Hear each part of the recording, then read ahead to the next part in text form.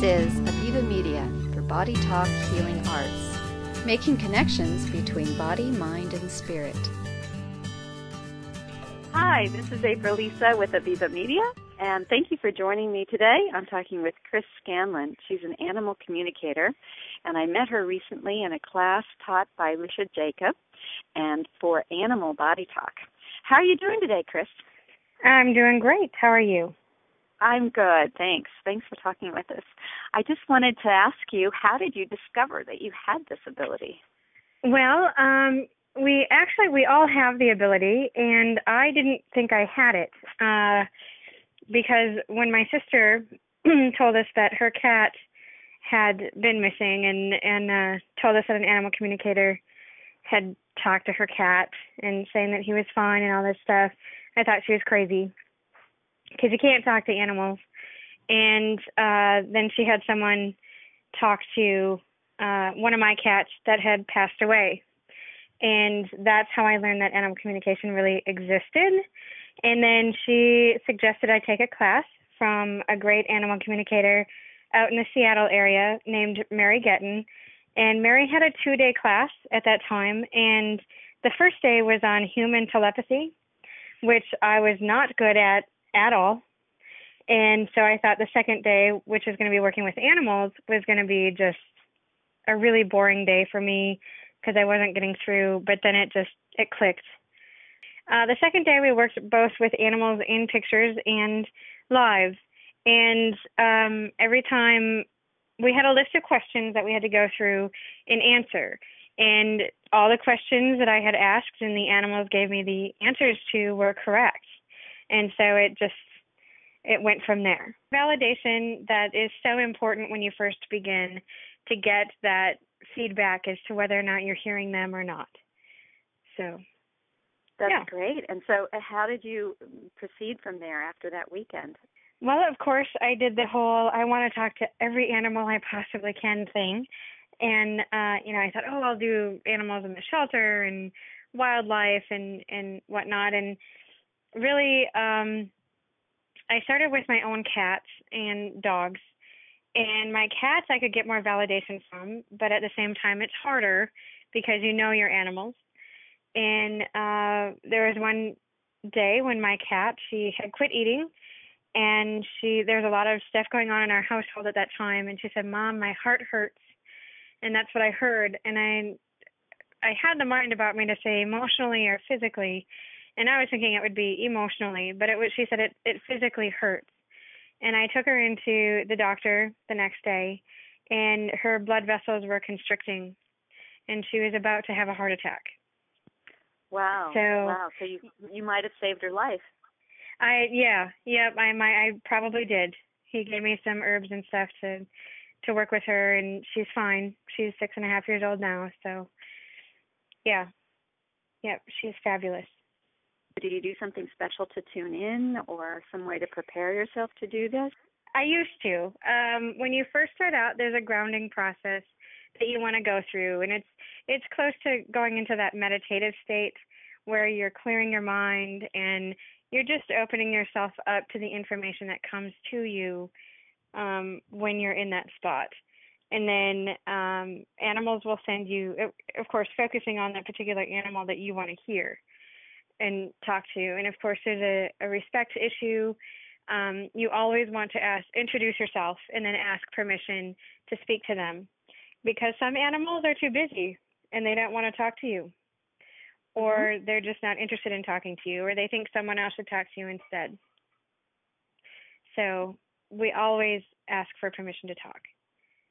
And how do you get this communication? Is it in words or pictures? Animals can send information with words, pictures, smells, sound, physical pain. There's a knowing. You might just have a knowing that this is what it is. It comes in whatever form generally works best for you. So if you're more of a visual person, they're going to probably send you the information in pictures. If you're an oral person, you might hear them actually talk. It all depends on how you best receive information. And how do you discern if your information is coming from your own mind or the animal? That's a good question. It's hard, and until you start trusting yourself. I know that when I'm talking to certain animals, they will phrase things sometimes in a way that there's no way that I would use that language. The trick is when you're hearing an animal, for me, I usually hear them in words, or I see pictures, and it's not usually phrased the way that I would say it. But the hard thing about that is you're hearing your own voice, so you feel like you're having a conversation in your head. We talk ourselves out of what we might be getting. Absolutely. Mm-hmm. Do you tell the owner everything that the animal tells you? If that's what the animal wants. I am a translator, not an interpreter, though. So oftentimes I'll say, do you really want me to say that way to them? And they said, yes, they need to hear it that way. Please don't censor. Or they'll tell me how they want it said. And an owner isn't going to get something that they're not ready to hear. Mm-hmm. If they're calling me for a session, then it's generally they're ready to hear what their animal has to say. And I actually prefer it over the phone because then I'm not watching the animal's body language.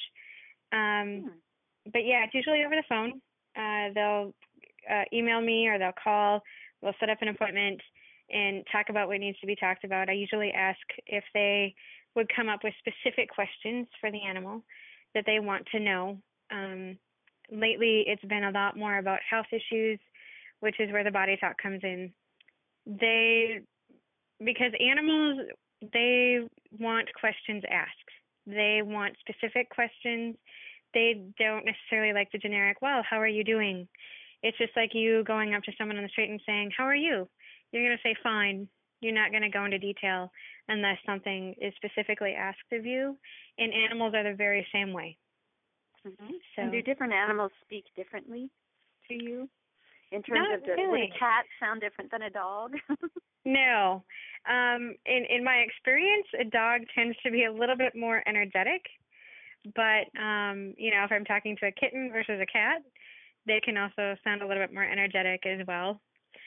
They really don't sound a whole lot different, though. They're all very, very wise. I know for my cat, Callie, she has more of a sweet tone to her, like a little girl.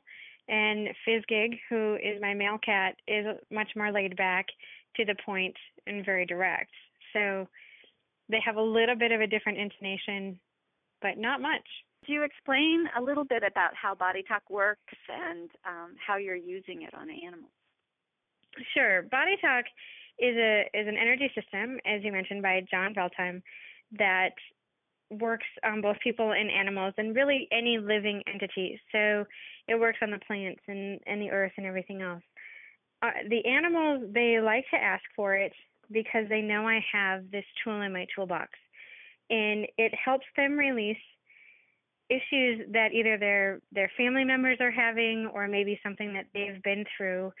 They're taken away, a lot of our domestic animals are taken away at a very young age to find their homes, or they're in shelters or whatever the case may be. And they have issues regarding that, abandonment issues and trust issues and whatnot, just like we do. And when I do a BodyTalk session on an animal, their system is very responsive to it. And they love it. My cat, Fizzgig, asks for it every day. I've seen animals. I had a cat that I did fast aid to her hip. She had broken her hip when she was very, very young. Nobody knew what had happened. It took 5 vet appointments to figure out that she'd even broken it. And by that time, it had healed improperly. She couldn't run or jump or anything. And I did a fast aid session on her, and within 10 minutes, she was running and pouncing and jumping and playing.